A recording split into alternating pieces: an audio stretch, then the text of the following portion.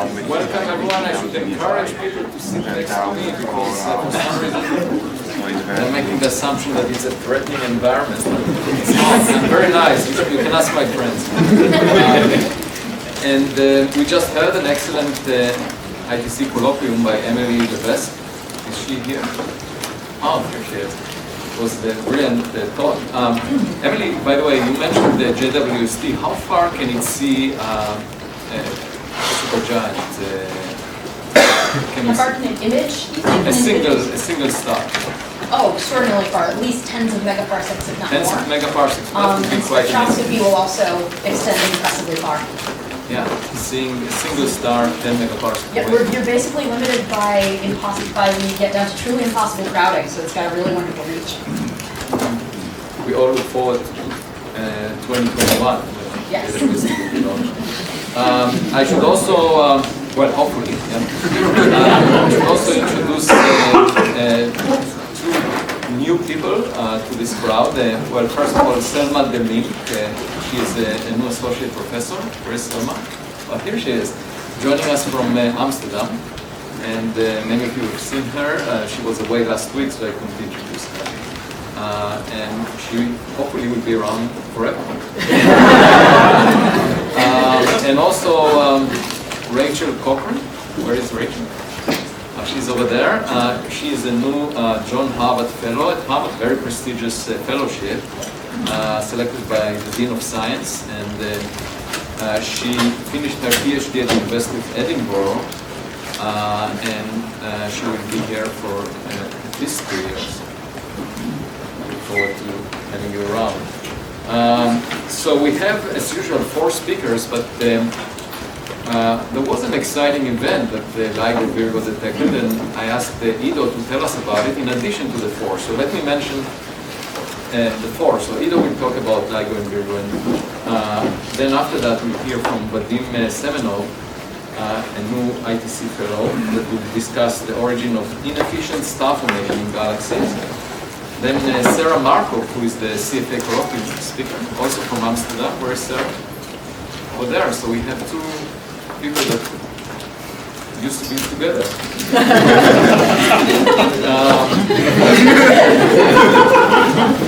Sera will tell us about, and Sera, by the way, congratulations for the Breakthrough Prize. And back that many the entire Event Horizon Telescope. She will tell us about an additional component to the galactic cosmic ray spectrum, with a question mark at the end, so it's not at all clear. And then Emily will talk about the rotation and mass loss in luminous blue variables. Emily, weren't you an undergraduate here?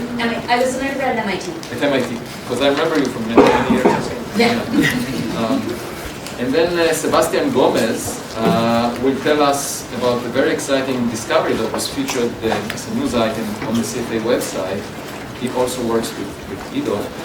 And that's the first sort of reliable detection of a pair-instability supernova, SN 2016 IET.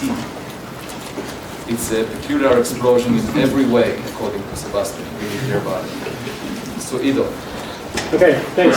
Some of you may know that I'm actually not officially here this year. I'm on sabbatical at the Radcliffe Institute for Advanced Study down near Harvard Square, but I agreed to make the trek all the way up here and be amongst you again to talk about what's happening with LIGO. So I wanted to take an opportunity to give you kind of a general update on what's been going on over the last few months with Observing Run 3, talk about 1 or 2 interesting events, and try to do it really briefly. I'm around, so I'm always happy to chat with people. So Observing Run 3 started on April 1st. It followed 20 months of upgrade work on the LIGO detectors and Virgo, which improved the sensitivity by 50%. So the detection distance improvement by 50% means the event rate goes up by 1.5 cubed, which is a substantial number. O3 will spend 13 calendar months with a 1-month break in October that's coming up that we desperately need. So this is the detection range of the various detectors. So Livingston, Hanford, and Virgo, you can see that this is for a binary neutron star merger. Livingston can detect them up to about 140 megaparsecs, Hanford to about 110 or so, and Virgo about 45 megaparsecs or so. So that's a substantial improvement, but still not design sensitivity for these detectors. The duty cycle has also been fairly good. So almost half the time, all three interferometers are working at the same time. Another 40% or so, at least two of them are working, and it's only a few percent of the time when there is no interferometer on. So that means that almost 100% of the time there is an ability to detect these mergers, and especially when all three are on, to localize them reasonably well. So this is a cumulative distribution of the number of detections, observing run 1, observing run 2, and now observing run 3, and you can see this ramp up in detection rate as a result of the improved sensitivity. So it's kind of incredible. It's all been kind of a little bit quiet in the background, but we now have 40 gravitational wave detections, considering that 3 years ago we had none. So this is really becoming quite amazing. All the detections, unlike in the previous two science runs, all detections with a false alarm rate less than about 1 per year are announced publicly in real time with the information available within minutes. Okay, so that's another substantial change. There is a website that I marked here where all the detections are listed. You can see just a snapshot of the last few detections, the name of the event, what kind of binary it is, when it was detected, sky map, false alarm rate. Things in pink are the retracted events. So this gives you a sense of the range of detections and localizations. This one, for example, was only seen by one detector, so it's about a third of the sky. Okay, this one is better, that one is better. So what information is actually provided in these public open alerts? False alarm rate, which gives an indication of the robustness of the signal. 3D sky maps, so that means both the area on the sky, but also the projected distance, which is usually known to about 30% accuracy. And a basic categorization of what the binary is. So here's an example of a sky map localization, the distance to the event. So this particular one is at 1800 megaparsecs, plus or minus 400 megaparsecs. And it's greater than 99% confidence binary black hole merger. So you can see that the categories are binary black hole, terrestrial, which means that it's actually not a real gravitational wave signal, neutron star black hole, neutron star binary, and mass gap, which is one where one of the objects is between 3 and 5 solar masses. Okay? What is not provided is actual physical information about the objects that are merging, masses, spins, and anything else about the binary. Those will be published later on by LIGO, hopefully in the near future. So in terms of categorization, this is how they break it down. Anything between 1 and 3 solar masses is called a neutron star. 3 to 5 solar masses is called a mass gap object. And greater than 5 solar masses is a black hole. So in this space of categorizing the detections, so far there have been 20 binary black hole detections, about 3 binary neutron stars, and about 2 neutron star black holes. And the reason I'm saying about is that there are 1 or 2 events where it's 80% in that category, but also 20% it might not be a real signal. So it's hard to know. Now, one thing that's important to note here is neutron star black hole, the definition of that is actually somewhat dicey in the sense that because a neutron star is defined as an object below 3 solar masses, a neutron star black hole, according to LIGO right now, could actually be a binary black hole. It depends on what's the actual maximum mass of a neutron star. Right, so I think that's a really important caveat to keep in mind when we talk about the different numbers in these categories. So the one event that kind of prompted this conversation is 190814 BV. So that's an event that was discovered on August 14th, so a few weeks ago. It has a false alarm rate of 1 in 10 to the power 25 years. I don't even know how one calculates such a false alarm rate. But let's just say it's unlikely to be a noise event.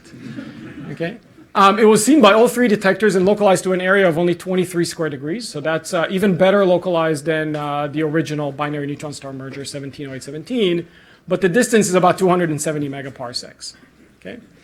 Now, what's interesting is that initially it was classified as 100% being a mass gap object, meaning that one of the objects in the binary is between 3 and 5 solar masses. That got everybody excited because there's this big question about whether there are black holes that sit in a mass gap between the current populations we understand of neutron stars and black holes. Within a day or so, though, it switched to being greater than 99% neutron star black hole binary. Okay. We did some electromagnetic follow-up, optical follow-up of this source, given its localization. We have some upper limits on detecting a counterpart. So what I'm showing here is a comparison to the counterpart of GW170817, an on-axis short gamma ray burst, and on the other hand, an off-axis short gamma ray burst, and a somewhat more realistic model of a counterpart to a neutron star black hole merger rather than a binary neutron star merger. So you can see that it's actually ambiguous. We can't really tell what's going on in terms of optical follow-up. Now we're trying to reverse engineer something about this object based on the fragmentary information we have from LIGO, and it works as follows. The low false alarm rate indicates that it's very high signal to noise ratio detection, but it's only at 270 megaparsecs, which means that the chirp mass is high. But we know that there is one low mass object in the system because it's hovering somewhere around this mass gap neutron star region, so about 3 solar masses. So that means that it's either a binary black hole merger or a neutron star black hole merger with a high mass ratio. Okay, so the story goes. In either case, we actually don't expect an electromagnetic counterpart. If it's a binary black hole merger, not obvious that there will be any matter. If it's a neutron star black hole merger with a high mass ratio, the neutron star most likely just plunges into the black hole before it gets disrupted. Okay, so these are the kind of games we're playing right now because we don't actually have masses. So we'll find out what the reality is. My bet is that it's probably going to be ambiguous in the sense that the posteriors on the mass are going to span a wide enough range that it could be a neutron star black hole or a binary black hole, but with a low mass black hole. Okay, where are things heading in the future? So we're sitting here kind of at the middle of 03. There's now an updated plan for future observing runs. So there will be, at the end of 03, probably another year and a half or so gap before the beginning of 04. There will be another 50% improvement in capabilities. And Kagra will come online probably at the end of 03 with very limited capabilities, but in full capacity during 04. So we're talking about, this is around the time when JWST is going to launch. And then there will be another gap of maybe a couple of years, at which point LIGO and Virgo will, in fact, reach beyond the original design sensitivity of advanced LIGO. Kagra will be fully operational, and LIGO India might come online. So now we're talking about 2025 or so. Okay, so it's going to be interesting for the next few years. The number of detections, as you've seen, is going up dramatically. Most of these objects are binary black holes. And the ones that have electromagnetic counterparts, or should, are being found at larger and larger distances, which means that it's going to be harder to find electromagnetic counterparts. But we're going to soldier on and do our best. So that's all I wanted to say. Thanks.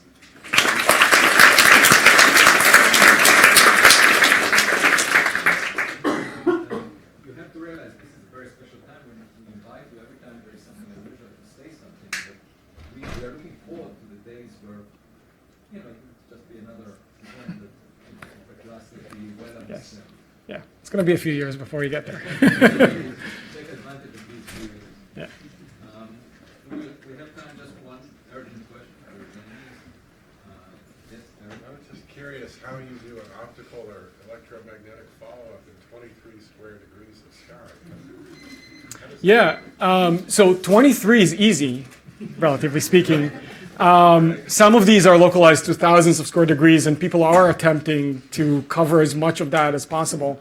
So the challenge, of course, is that as you look at these large sky areas and you search for a transient source, there are going to be a lot of other things. And so far, all the transients that have been found in these searches during this observing run 3 have turned out to be normal supernovae, unrelated to the event. So we haven't struck gold yet in this particular observing run, but that's the approach. Is you just go and look and find a lot of supernovae, but hope that one of them is going to be a counterpart. Thank you, Ido.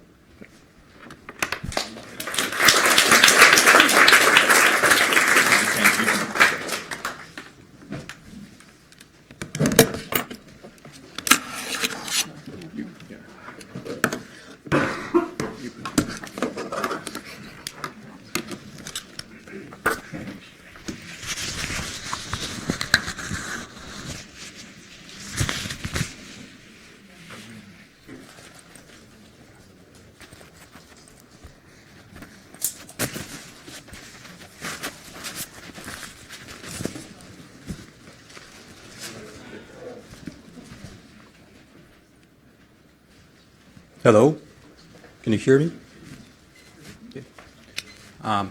Yes, so first of all, I would like to thank the organizers for giving me this opportunity to introduce myself and my research. So I just came here, so I'm a new postdoc at ITC, and I just finished my PhD at the University of Chicago, where I worked with Andrei Kravtsov and Nick Gnezin. And today I'll tell you about the research which I've been doing there. And I actually already presented these results on one of the Galaxy and Cosmology seminars last fall, so some of you may remember me. And if you do, I think it's good because it means that I did a good job at that time. But in any case, so the main question we want to answer is what is the origin of star formation rates in galaxies?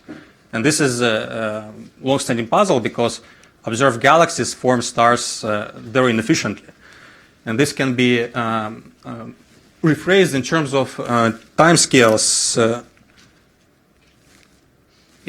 So for star formation, we can write down the so-called depletion time, which is the ratio of gas mass in the galaxy and the star formation rate. And this time scale tells us what is the duration over which a galaxy will convert all its gas into stars without inflows or outflows. And for normal star-forming galaxies, this time scale is of order of billions of years, which is quite puzzling because this time scale is much longer than any other dynamical time scales that can be relevant for star formation in interstellar medium. So one important factor in this global inefficiency of star formation is the fact that even actively star-forming regions on small scales, even they convert gas into stars very inefficiently. And observed regions convert only about a few percent of their mass into stars over the freefall time. However, the actual depletion times in these regions are of the order of hundreds of millions of years, which is still much shorter than the global depletion times. So this means that local inefficiency cannot explain the global inefficiency. And in fact, now we need to understand why global depletion times are much longer than dynamical time scales and why they are longer than local depletion time scales in actively star-forming regions. And this is where galaxy formation simulations can help us a lot. So in such simulations nowadays can routinely reproduce these long gas depletion times in galaxies. And therefore we can look at the results of the simulations and gain some insights into what is happening there and what may be happening in real galaxies as well. And so this is an example of one of such simulations. This is our simulation of isolated Milky Way-like galaxy. And what is shown here is, so this is the location where stars are actually forming. This is the distribution of gas density. This is gas temperature. And this is turbulent velocities on unresolved scales. So this is something special about this simulation suite because we dynamically model turbulent velocities that otherwise are unresolved in the simulation. And by doing this, we can dramatically improve the modeling of star formation on resolved scales because we can incorporate the information about the turbulent state of supersonic star-forming gas. So in the end, stars are still forming along this dense spiral arms, as you can see here, and then these young stars explode in a supernova, so they inject energy and momentum into the ISM, so they destroy some of this dense gas and they create this overall flocculent structure and blow up these bubbles of hot and very turbulent gas. So overall, if we look at the galaxy evolution on depletion time scale, on a billions of years long time scale, we can see that the evolution is very dynamic. So the entire ISM is like, it's boiling like water in a kettle of this time scale. And the inefficient global star formation is a result of this dynamic evolution. So in order to understand how exactly this happens, it's convenient to look at the gas distribution in the plane of gas density, local gas density, and total velocity dispersion, which includes both thermal motions and turbulent velocities on small scales. So this is very similar to the density temperature diagram, except that here it also includes turbulent velocities, which dominate in the cold and supersonic gas.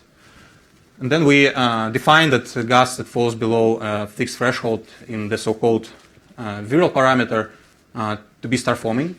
So this is motivated by theoretical models of star formation in turbulent medium, which generally predict that the star formation efficiency of turbulent gas rapidly increases when this so-called viral parameter decreases. So it decreases in this direction.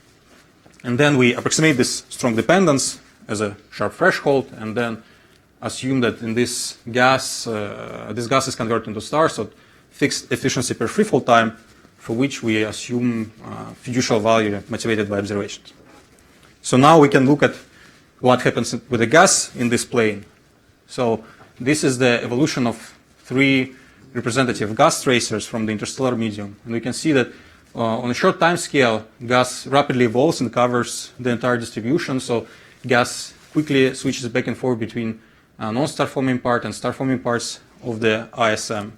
So when gas approaches star forming state, efficient stellar feedback and other processes which destroy star forming gas quickly remove it back into the non-star forming state, and it must start the cycle from the beginning. And in the end, on each such cycle, gas spends only a small fraction of time in the star forming state, so it can convert only a small fraction of mass into stars, and therefore, in order to be fully depleted, it needs to go through a large number of such cycles. And this explains why, even though the dynamical timescales are short, so depletion, evolution cycles are short, the depletion time is long because a large number of such cycles is required. And so now, just having this simple physical picture in mind, we can express the depletion time from all these relevant timescales. So we can write depletion time as a ratio of depletion time of gas only in star forming state divided by mass fraction of gas in this state. Depletion time in star forming state, it reflects properties of star forming regions, for example, this efficiencies per free fall time, local ones. And the fraction of star forming gas, it is shaped by the interplay between the process that supplies star forming gas and destroy it. And it can be expressed as a ratio of typical timescales that gas spends in both states. So then we can combine these 2 equations and get this very simple expression for the depletion time, which tells us that the global gas depletion time is the depletion time in star forming state plus the total time that gas spends outside of star forming regions on many evolution cycles. So each cycle is set by dynamical time scales, and depletion time is much longer than this time scale just because the number of cycles is large. And at the same time, the depletion time is longer than local depletion time just because of the contribution from the non-star forming part of the evolution. So this picture is very simple, and if you want to remember it, a great analogy for this is inefficiency of soccer. So in soccer, exactly the same thing happens. Players move back and forth very rapidly, and field crossing time is very short. But at the same time, over the entire match, each team scores only a few times. So as an example, there recently was a game, and only 6 goals were scored during this ITC Cup, which is, if you look at this time scale, is very inefficient. However, I should say that this is on the high efficiency tail of the distribution, because typically the scores at the end of the game are even lower. And the origin of this inefficiency is very similar to the inefficiency of star formation in galaxies. So what happens is that when offense of one team approaches the goals of the other team, they face strong feedback from the defense. And as a result, they spend only a short amount of time close to the goals, and they have a low probability of scoring on each approach. So they have to cycle through many attempts before they eventually accumulate enough probability and score. And during all this cycling, most of the time players spend close to the middle part of the field, away from the penalty area. So this is a direct analogy to what happens with... No, I'm not kidding. Yeah. So now, so this is what stays behind this simple equation. And now, to illustrate why it's helpful, we can understand what is the connection between the star formation on large scales with the parameters of star formation on small scales, let's say, with the efficiency, local efficiency assumed at resolution scale in simulations or actually star forming regions. So here, this plot shows depletion time as a function of local efficiency. These points show different simulations. and the line shows the behavior predicted from this expression. So there are these two qualitatively different regimes, and they appear because different terms in this equation depend differently on efficiency. Almost done.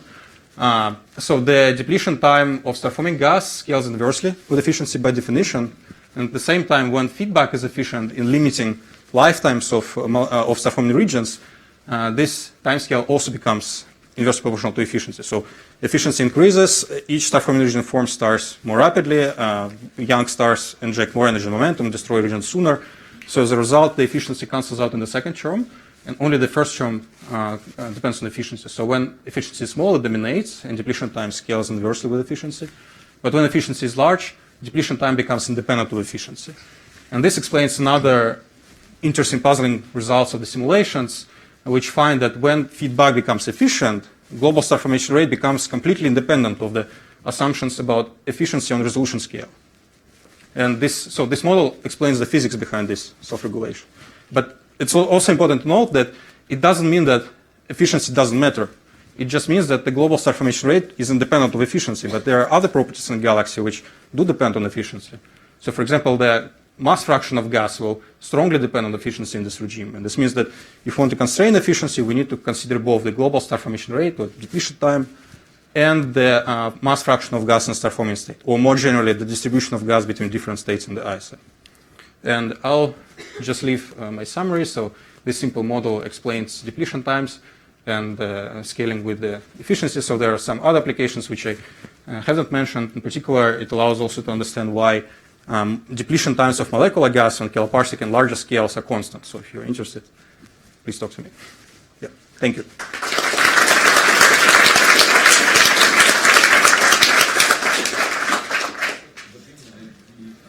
We all know about the special type of galaxies called starburst galaxies, where they manage somehow to produce stars much more efficiently at much shorter time scale. Perhaps there are software analogies to that as well, where you see one team scoring a lot. Have you looked at that regime, or you look only at the quiescent?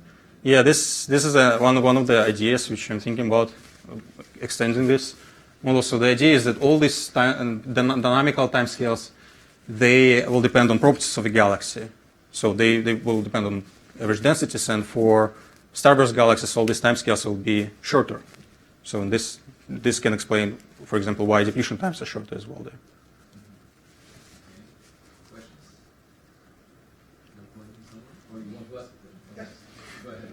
The thing I find surprising here is how rapidly, when your gas is moving around in that phase diagram, how rapidly it goes from being hot to being molecular. I mean, my understanding is that those timescales are usually quite, the cooling time for hot gas is usually quite long, and therefore it's hard to get it back into molecular form. Mm-hmm. Yeah, the thing is, it's not only cooling; it's also dynamical effects with like compression of gas and spiral arms. So in this case, it becomes a timescale between spiral arms. Or in this particular case, it's also interactions of all this large-scale turbulence driven by supernova explosions. So which sounds like these shells of dense gas which interact with each other and create push gas from the warm interstellar medium into cold. So in these timescales are much shorter. As I showed, the dynamical timescales there are tens of millions of years.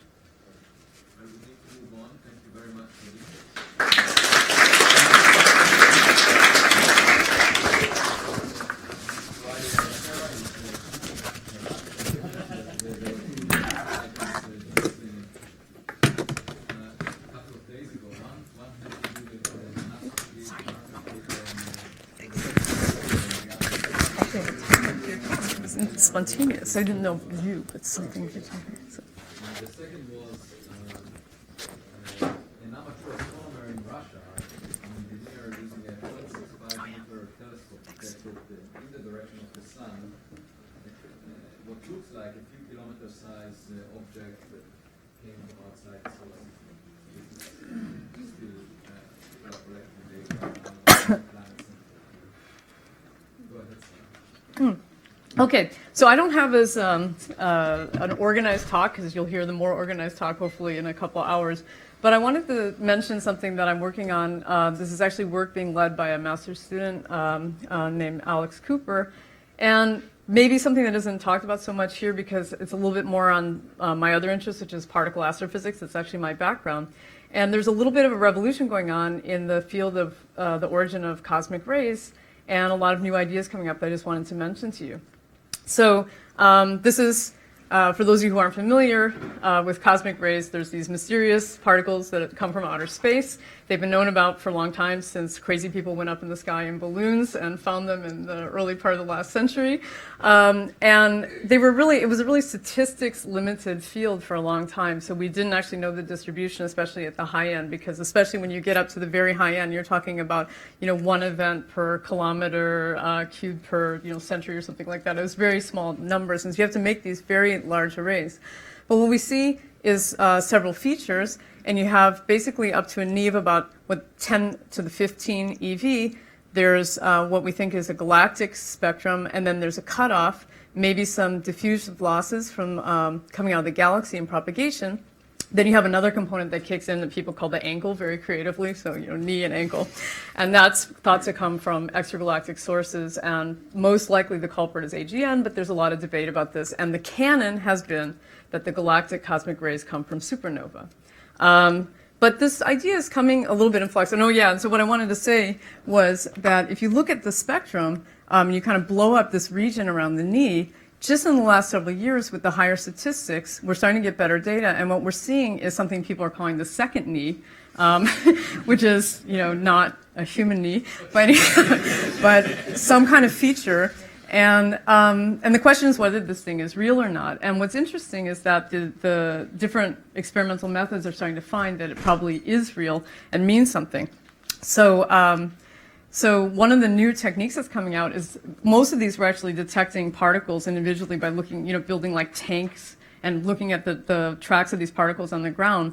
But there's a new method in development, which is using these charged particles come into the atmosphere, and they basically interact with the Earth's magnetic field and give radio emission. You can look for a different kind of signal. And so there's a couple experiments that are more like prototypes that have been doing this. But what they found is that there's evidence that the composition of the cosmic rays are changing, and that it's basically getting lighter, going from being more like sort of iron ion dominated to being more proton dominated as you get towards this second knee. And that supports the idea that maybe you have a second lighter component that's coming in. The other thing is that, we've been building TeV detectors, and they're getting pretty good. And surprisingly, the smoking gun hasn't really been found. We're finding gamma rays coming from supernova, but not in the numbers that we expected. And you can fine-tune your models, you can hide things, there's ways around this, but there is a general feeling of malaise at the moment of like, why are we not seeing as many sources as we would have expected? And so there's a new conversation about other galactic sources that might be contributing, including things like pulsar wind nebula is one, and so on. Meanwhile, black hole X-ray binaries, which you'll hear a little bit more about in my talk this afternoon, are starting to be increasingly detected in the high energy, in the GeV and in the TeV. I don't know if some of you saw this in Nature last year, but HAWK is a very high energy gamma ray ground-based detector, and they actually detected the galactic X-ray binary SS433 and with very high statistics. And part of the reason we don't think we see these so easily is that most of these sources are transient, and the current generation of detectors aren't very good at picking up transient emission. But the point is that with supernova, the idea is you have one per century, and that's kind of enough to give you the cosmic ray flux as these are floating around and diffusing through the galaxy. But you may not need a lot from one source if you have a lot of sources, right? And they can be transient. And so a lot comes down to duty cycles. And then there's improved monitoring programs that are leading to better estimates of the energetics. And so this is just flashing some work that I'm working on with my group, led by a PhD student right now. But one of the things that we've been developing a lot is simultaneous observations of X-ray binaries. Those of you who work on transients know that simultaneity is really important, and it's really hard to get. And so SIGX-1 is the canonical X-ray binary, black hole X-ray binary in the galaxy. And there's two things to note is that all this data is simultaneous, most of it anyway. I think there's a couple points that are not, but they're not in areas that change very much. And we're putting hadronic processes into more dynamical models, and it turns out that it's actually extremely hard to fit these data sets, and it pushes us into specific ranges of parameter space that we can actually estimate a lot better the energetics of these types of systems. And so there's this classic diagram called a Hillis diagram, where you plot the magnetic field versus the size, because this is a dependency that tells you about the maximum energy of cosmic ray you can get out of a system. It basically comes down to confining something that's moving in a gyro radius in a system while it's being accelerated. And this confinement argument, from the numbers we're getting, we're starting to find that X-ray binaries are in the realm of other galactic candidate sources. But in this work that this student is leading, Alex Cooper, we're actually starting, don't worry about this, just some models, but basically we're calculating the maximum energy with these types of models that we're fitting to these broadband data, and looking as a function as you move along the jets. It turns out most of the action is happening further away from the black hole, and I'll say more about that this afternoon.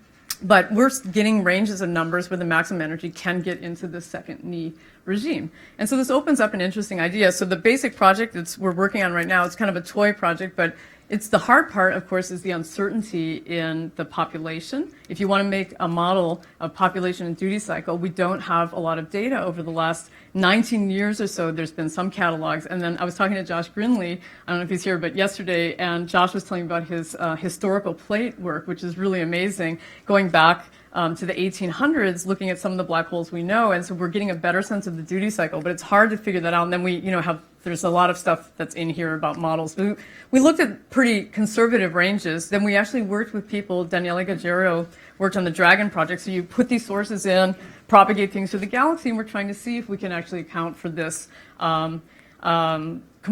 And so, with, I would say, mildly optimistic numbers, this is showing the cosmic ray spectrum. And so this is a supernova. We still think supernova probably dominate numerically up to the knee, but a pretty significant component can come from X-ray binaries and seem to take over, or could take over, and explain this second component. So that's something we're looking into a little bit more. And then this is, of course, the extragalactic component. We're also looking at neutrino predictions. These are the IceCube and Antares limits. So everything's under the limits at the moment, but it's something to think about for the future and self-consistency checks. And I guess basically the other constraint is that we can then say, so we imagine that we have this population and we have a model for how they're emitting cosmic rays. Turns out in the center of the galaxy, X-ray studies are finding a population of, sort of an excess population of transients. And at the same time, in the center of the galaxy, we have an excess emission from HESS is seeing TeV emission from the central region, and you have an excess cosmic ray ionization rate. So what we need to do is to ensure that we're not over-predicting, we can actually take that extra component, that cusp in the center, use our model, and figure out if we're violating any of these limits, because we don't actually think that those excesses come from these sources. Rather, we want to make sure that we can use this as an additional constraint. So that's some other work that we're doing. And we seem to be doing okay that for the modeling that we're doing, we can explain the second knee and also be pretty consistent with the numbers people are coming up with for the number of sources, many of whom are quiescent but have a duty cycle in the center of the galaxy. So this is really work in progress, and I just want to sell CTA a little bit to you, because I know Whiston is here and will be happy. But CTA, Cherenkov Telescope Array, I think a lot of people aren't realizing for the transient era how amazing this is going to be. And if you plot the flux sensitivity as a function of integration, or sort of the speed of the transient. Fermi and CTA agree when you're looking at extremely long time scales. But when you look at, so this is all for Fermi energy range. When you start looking at, this is, for instance, there's a transient, nobody knows what it is from LOFAR, but when you start looking down into the minutes, seconds, or even hours regime, you have like 4 orders of magnitude different in sensitivity, and CTA is going to be, really huge opportunity. Also has a wide field of view, and so what we're expecting is that we'll start to see more and more of these transients, and especially X-ray binaries at the high energy, because we're only seeing the tip of the iceberg now, and that will help us, get these limits a little bit better and see. And I think that's, oh no, and then this was what I wanted to say, and it's funny because Vadim, I didn't know this was not staged, but he mentioned Christoph Federat. One of the reasons I find this so interesting is that in these kinds of simulations, this is one where looking at just gravity-only star formation, but then when you insert turbulence and magnetic fields and jets, and this is just from young stellar objects, but nobody's really taking into account the feedback that can happen if you really do have not just young stellar object jets, but magnetic jets, cosmic rays that are coming. There can be a lot of disruption to your star-forming gas and can actually additionally affect your ionization state. So if we can get a better handle on these numbers, it might also bring some surprises that relate to Vadim's talk, and I'm done. Thanks.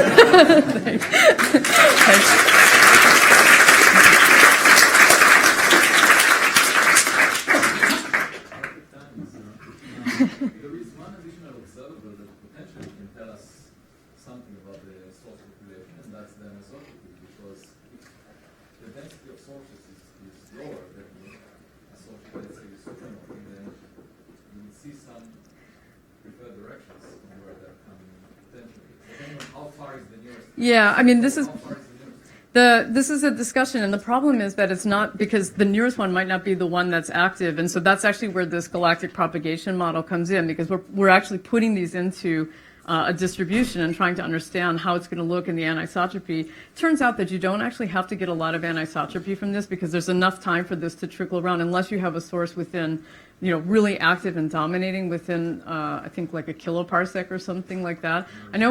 I know for the pulsar wind nebula, they have talked about possible anisotropies at the moment, but so far, yeah, I mean, you're right, this is a good constraint, but it hasn't seemed to be one that we're too, constrained by. So regarding this last slide, so at least for the chemistry and heating, it's the low energy concentrators that probably make a huge impact. Yes. And then my question is, do we think it's the same sources that make them supernova, or I heard like people talking about star-forming regions or other sources for cosmic rays. So specifically for low energy cosmic rays, what are the sources that can make them? And also, it's much harder to observe them from Earth because they don't penetrate. So. Yeah, I mean, so basically anything that's accelerating particles that's a non-thermal source will most likely be producing some kind of low-energy cosmic rays. I think the point is, if you're talking about hadrons, there's a big discussion at the moment about which ones are actually accelerating hadronics cosmic rays. So that's where the pulsar wind nebula question is. A lot of people have thought that this might only be pairs instead of heavy elements, but there are some people modeling that. With X-ray binaries, you're right that we're not thinking about the highest energy in this case, so this is kind of a dual talk. We're using the high energy to discuss whether or not you can fit this population with the knee, at the knee, but then, of course, all of these are actually going to produce low energy cosmic rays because they're not super relativistic, so what you want is MEV-ish type cosmic rays, and each one of these should be producing them. But the other interesting question is that even if they're somewhat more energetic, they can, they'll just tunnel through and actually go really far, and they'll spallate and they'll affect the gas and become lower energy just far away from the source. And I think that this just hasn't really been considered a lot for these sources. So I think there's a lot of work that needs to be done, just to assess whether it's going to be important or not. I just think it should. It seems weird to me to think that these guys are churning up magnetic fields and driving turbulence and making cosmic rays. And if young stellar objects seem to make this much disruption, if you believe these simulations, then it seems these should also do the same. I wanted to mention also, Sarah, thank you for bringing up cosmic rays, because we heard today about gravitational waves and light coming from stars, and now cosmic rays. So it's definitely we're in the era of multi-messenger.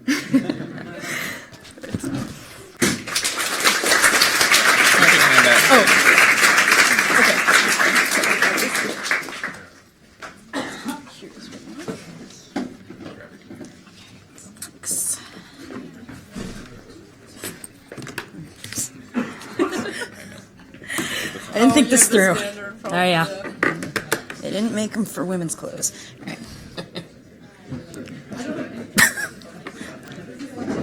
Right. Yeah, no, I'm going to hold it. There we go.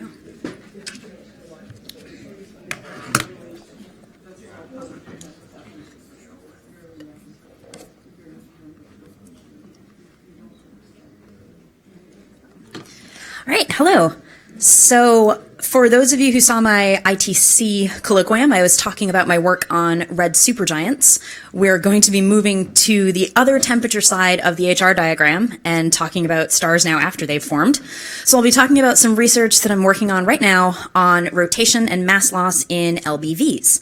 So to start off by explaining what LBVs are, they are exactly what they sound like from their acronym. They're luminous, blue, and variable.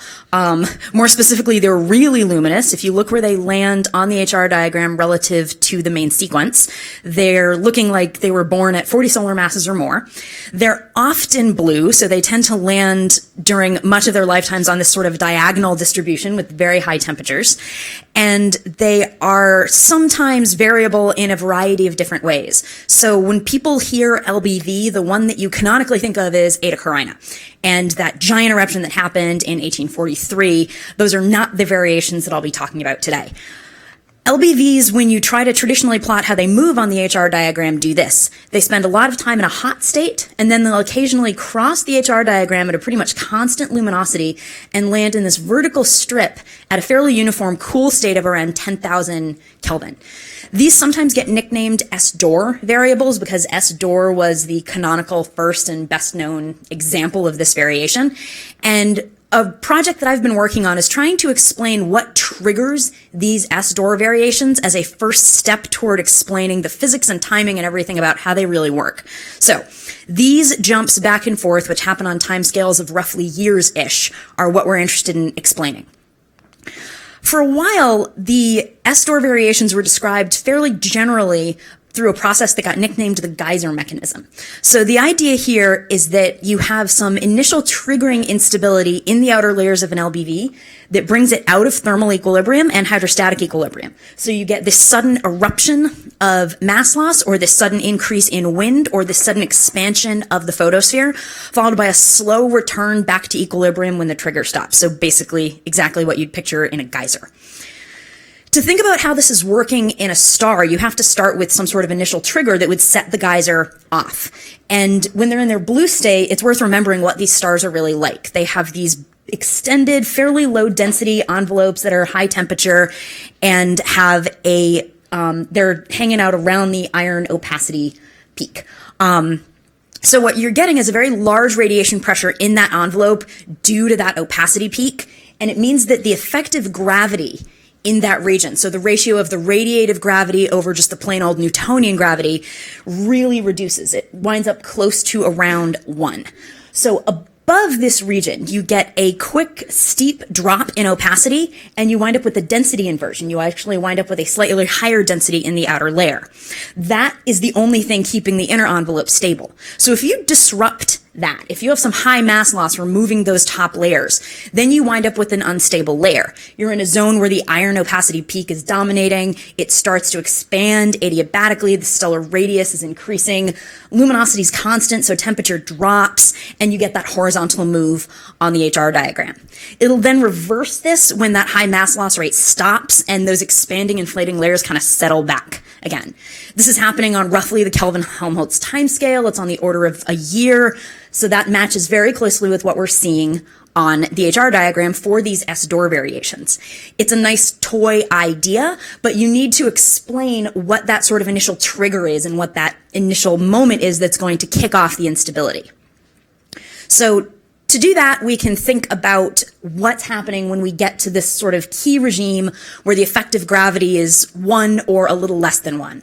There was a prediction back in 1998 that you'd be unstable if the ratio of radiative to effective to Newtonian gravity is greater than about 0.9. To save time in the talk, I've skipped the full-on derivation of this, but you can see it in our paper. But this is a reminder of what radiative gravity is.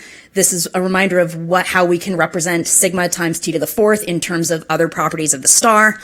And you can eventually fill in this luminosity over mass criteria for when a star should be unstable. So if its ratio of luminosity to mass is greater than this critical value, the star's unstable, you get high mass loss, and you start kicking off an S-Dor variation. So it's a fun idea, but there's many asterisks. The opacity and the idea of the maximum opacity is really complicated and depends on a bunch of parameters in the star. LBVs also 100% aren't this simple. So we need to try and isolate what could possibly be there as an observable that can tell us that this is happening, because that's the only way that we can really prove what we're doing. The key that we started digging into in our project was looking at rotation effects in LBVs. We know that stars rotate. This is a sadly ignored and underappreciated fact. And we especially know that some LBVs can rotate really rapidly. These are some fits to high ionized lines, like the silicon-4 line, I think is one of these, where you're actually getting at the surface of the star and measuring the surface rotation rate. And we've got rotation speeds of 150 kilometers per second, 190 kilometers per second. If you're used to thinking of the ratio of rotation rate to critical or breakup rotation rate, this is a ratio of like 0.8, 0.7, so we're getting close to critical rotation. We also know what rotation does to stars. If you picture just a simple non-rotating star and you want to trace out gravitational equipotential surfaces, so places where that effective gravity is the same, they're just circles. If you then spin the star, those surfaces get oblate. The gravity gradient, as you might want to think of it, changes depending on whether you're at the equator or the poles. So those criteria that we described that were dependent on effective gravity are going to be different at the equator versus the pole. These stars also change luminosity depending on your latitude, and they change temperature depending on your latitude. If you're spinning really fast, you're hotter at the equator than the poles. So rotation will totally mess with this criteria based on the latitude you're working at in the star. If you update this equation for a rotating star looking at its equator, you now have a nice dependence on the ratio of rotation rate to critical rotation rate. You can substitute equations in for how rotation impacts radius, temperature, luminosity. This utterly useless looking symbol that I have not explained is a parameterization of how luminosity in this case depends on rotation rate, and there's other similar derivations in here. But you wind up with a nice criteria for triggering that geyser and starting an S-door instability at the equator of a star. And you actually get the same results if you do this at the poles. So the big takeaway of this is that when you trigger mass loss in an LBV, it's going to be affected by the rotation rate, and what the mass loss looks like when it's triggered from that is going to be latitude dependent. You'll see something different at the equator versus the poles. We tried to test this on some sort of toy models of LBVs. So we grabbed evolutionary tracks for rotating and non-rotating stars at a couple different metallicities. I photoshopped on the S-door instability strip so that we knew where it was, and then we grabbed stars from those models just to get a starting point for what their mass, luminosity, temperature, and other parameters would be when they're sitting on the S-door instability strip. We then ran through the math of whether you would trigger a geyser and whether that would happen at the equator versus the pole for a whole set of these stars. So this was the main plot from our work. It's almost an HR diagram, but not quite. We've got a temperature at the equator on the x-axis and the luminosity to mass ratio rather than just luminosity on the y. And if we then drop our models on there, this is solar metallicity, you can see models that we ran for non-rotating stars and then progressively higher ratios of rotation to critical. This is what one data point would look like on this. This is a 60 solar mass star on the S-door instability strip with different rates of rotation. So we can put all of them on there. These are initially rotating or non-rotating models. And what I'll do is fill in these open symbols for stars that do ignite a geyser at the equator and the pole. And you'll see that most of them do. Almost everything that we grabbed on the S-door instability strip will in fact produce a geyser under our model. You can do something similar for SMC metallicity, and again, you get the exact same result. I also want to zoom in on one particular bit because we have a few stars that will only create a geyser at the equator. There's one or two others that will only create a geyser at the poles. So this is our full picture of what the geyser mechanism would observationally look like in an LBV if you were just looking at S-door triggered mass loss. You basically have a scenario where you have mass loss simultaneously at the equator and the poles, a scenario where you're losing mass only at the equator, and a scenario where you're losing mass only at the poles. You're also looking at the relative velocity of mass loss at the equator and poles, which again will differ because the temperature and the luminosity are affected by rotation. But you get three basic scenarios. There's roughly symmetrical or spherically symmetrical mass loss. You'll get mass loss that's very preferentially happening along the poles, or you'll get mass loss that's very preferentially happening at the equator. What's great is we see examples of all of these in LBVs. There's a very typical LBV with a fairly low rotation rate, so exacerbated effects from rotation should be minimal. There's no asymmetry in the nebula. There's another star that's very rapidly rotating and has clear signs of a bipolar nebula. There are some equatorially driven winds, but they're pretty minor.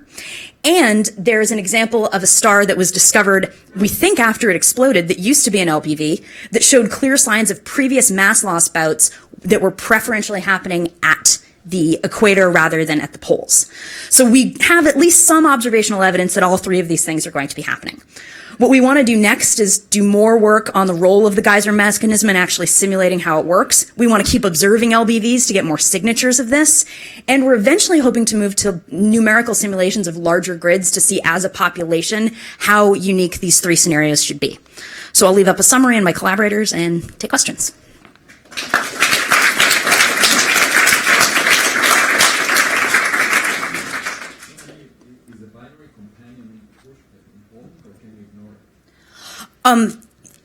No and no.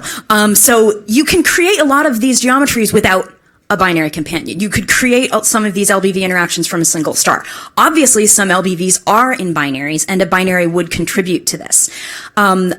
Binary interactions will mess with the observed geometry that we see, but from the context of what we're doing, where we're talking about triggering instabilities in those outer layers and what rotation does, it's interesting to think about mainly in terms of what a binary companion would do to the angular momentum of the star and how that would wind up changing what we see.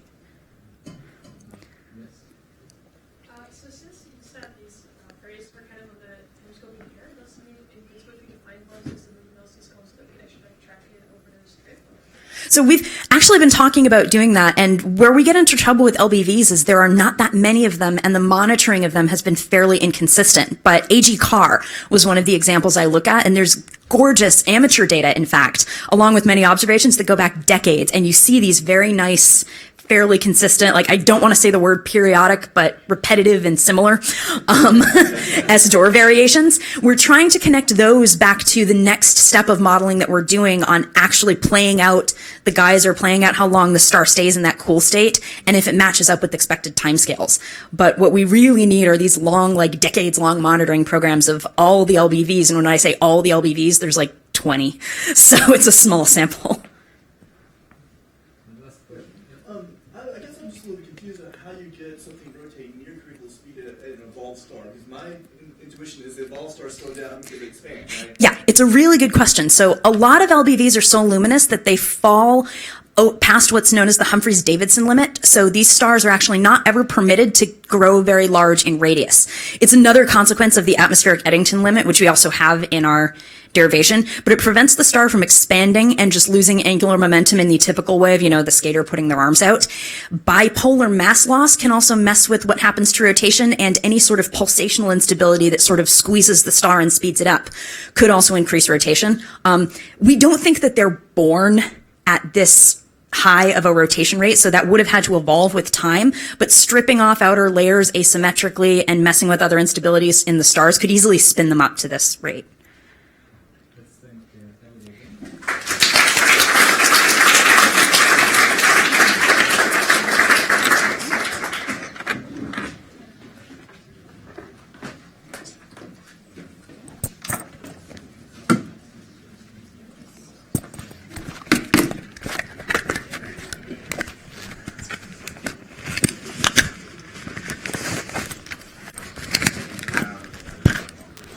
This.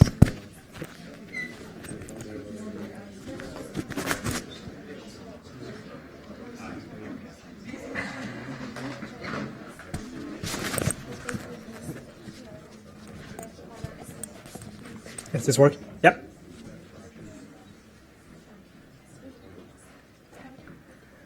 Oh, hello everyone. Thanks for having me. I am Sebastian Gomez. I'm a fifth-year grad student working here with Ido and some other grad students. So I'm going to tell you about 2016 IHE. It's a supernova that we found that's a pulsational or pair-instability supernova candidate that's peculiar in every way. It kept surprising us along the way in everything we saw in it. For a little bit of context, for the past few years, our group has been using all of this unbiased all-sky surveys you've heard of, like CTF, Pan-STARRS, Assassin, Gaia.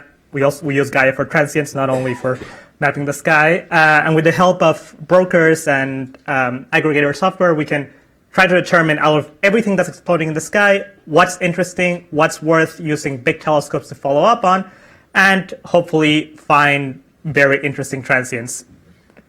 So I'm going to tell you a story about this one object that we found, 2016 IET.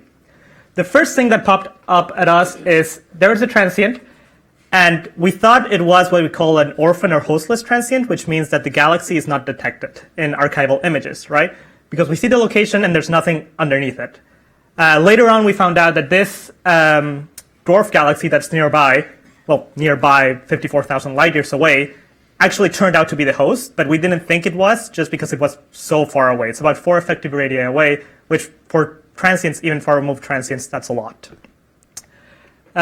So the first telescope to see this transient was Gaia, and it started off as a regular supernova, increasing luminosity, and then starts to decline, and then the Catalina saw it, and it started to go a little bit down, but then all of a sudden, it starts to go up, and then down again, right? So you have this very peculiar double peak structure, and that's when we started following it up, and then we continued following it up, and we continued following it up, and every time we took an image of it, hoping that, okay, this time it's faded, we're going to get templates, we're going to get, like, the background, the transient was still there. It's been 700 days, and the supernova still has not faded.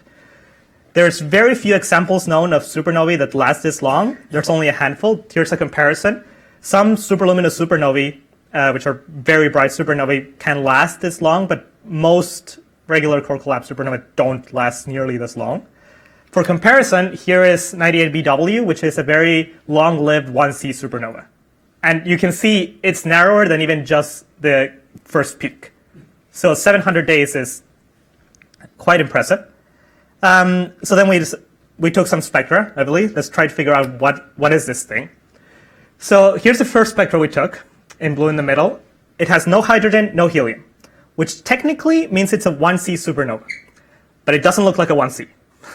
I have, for comparison, 2 other 1Cs right there, and they don't look similar. One particular thing is that it has a very strong blue continuum. So this supernova is much bluer than other ones than 1Cs, and that can be attributed to interaction with circumstellar medium, so CSM. And it's mostly a lot of oxygen and calcium lines that we see in the supernova. So in the last spectrum, in one of the latest spectrum we took, we can compare it to calcium-rich gap transients, and it kind of looks similar. But if you see, I'm comparing 2016 IT at 400 days past peak to an object 50 days past peak. So these objects evolve much faster. They are much less luminous, and we don't think it's anything physically similar, even though the spectra looks similar at late times. And one last comparison we did is to a model of a pulsational pair-instability supernova. And again, some things matches that, like, we see all those intermediate and with calcium lines, but all of those narrow iron lines that are over here, we don't see in our spectra, right? So there's a lot of other weird things in the spectra that I don't have time to go over, but in conclusion, we don't find an equivalent supernova in the literature that has a spectrum like this. So we go ahead and look into this pulsational pair-instability case a little more. So first of all, what is this? What is a PPI? So a regular core collapse supernova happens for stars with core masses of like 2 to 40 solar masses. But for stars that are more massive than that, 60 solar masses or more, the pair production in the center of stars causes the pressure to go down and the star to totally disrupt, leaving nothing behind.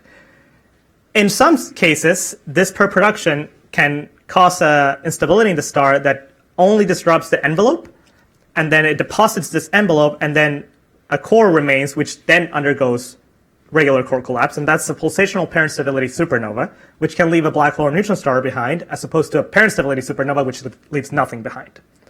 So we modeled the light curve of this supernova with interaction with a circumstellar medium, what would in theory be deposited by the prior mass laws. Right, so for this we use MOSFET. It's a code written by James Guillochon, in which you can put in any power source that you want, like a radioactive decay, circumstellar medium, a magnetar, and then it uses MCMC to fit the light curve. And for this model, the double peak structure is modeled using the forward and the reverse shock of the simulation. And we find a total ejecta mass of 45 solar masses interacting with 38 solar masses of CSM for a total of about 93 solar masses of that progenitor star. All right. Another possibility that we explored is we don't have any spectrum during the first peak, so we are not sure what happened there. One possibility is that only the second peak is circumstellar interaction, right? But the first peak could be caused by shock breakout. So a shock breakout from a dense circumstellar material, right? And we use this relation to estimate what density would be required to produce the observed luminosity given an R2-2 density profile. And we model the inner profile with a shock breakout, and this is a density profile that joins very smoothly with the density we infer from the MOSFET models to create this one cohesive picture. And we explored many other models. Like I said, radioactive decay, fulva accretion with a black hole, a magnetar, CSM interaction with a wind, with a shell. Any model we use, the inferred mass is above this 40 solar mass requirement for a pair-instability supernova, right? There's no model that really falls in the core collapse regime. So we require a very high mass for this to work. And this corresponds to about 120 to 160 solar masses for the 0H min sequence of the star. This, before explosion, we're only talking about the core that was left behind. And I can't go on without showing this picture of the artist representation of 2016 AT. There were a few press releases, and it shows the inner dense region, right, with the shell of CSM. Kind of looks like a wind there, but still. So that is the picture we're trying to paint, right? And the other really interesting thing about this transient, like I alluded to in the first slide, is the host. It is very far away from this host. And for a star of 120 to 260 solar masses, right, they only live about 4 million years. But this is 54,000 light years away from its host, which means that if it was born at the host, it would have to travel at 4,000 kilometers per second to get there, which seems really unlikely. More likely, the supernova form in situ, right? So there's probably an underlying satellite galaxy or H2 region at that location, which is the one that gave birth to the star. And in our last spectrum, we zoom in and then we see very narrow bleep of H alpha right at that location, which we think is coming from an underlying satellite galaxy or H2 region. We have very slow, low star formation rate, but we have HST data coming, hopefully around December of the supernova, and hopefully we can see if there's anything behind it. And we looked a little bit more at the host. We modeled it with Prospector, which is an SED galaxy fitting code. And we find, well, it's a very low mass galaxy. And I'm talking about the big galaxy 54,000 light years away. We don't know anything about the underlying galaxy, if there is one. And a metallicity of 0.08 solar, which is great, actually, because even though this is really low for, if you look at the distribution of typical metallicities for 1C hosts, it is right at the edge. But for pulsational pair-instability supernovae, it is predicted that the host should have a metallicity of around 10% solar or less. So, in summary, we have this supernova with a very long-lasting light curve, with a peculiar double peak structure, with a spectrum that we can't really match to anything that we know of, and a very special host with a peculiarly low metallicity that hopefully we can figure out what it is. Thanks.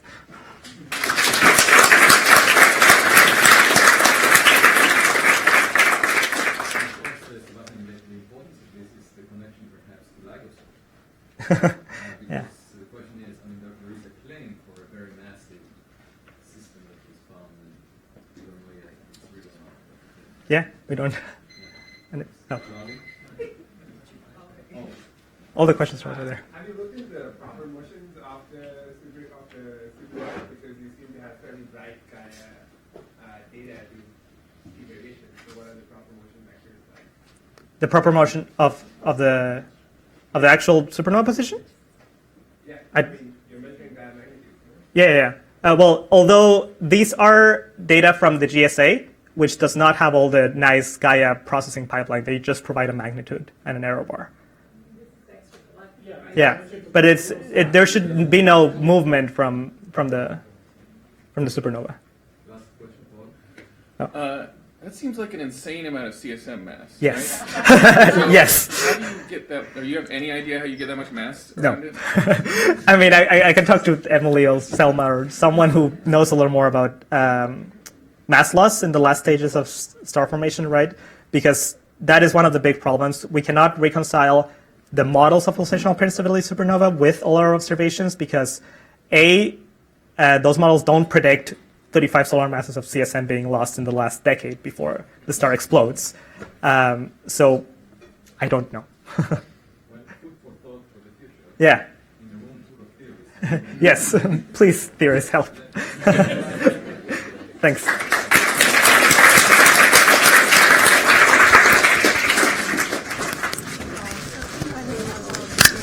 I've been wondering if possibly you could add a companion with a... Yes. I knew you were going to bring up binaries. Yeah. Yes. It's hard to say exactly because you'd have to strain to find the right masses. But this is an unusual situation anyway. Yes, right? we do have one throwaway sentence in the paper that says maybe binaries. It's like people say maybe magnetic fields. Yes. But let's think about it because I think there may be, it's an obvious other source. Yeah. Try to.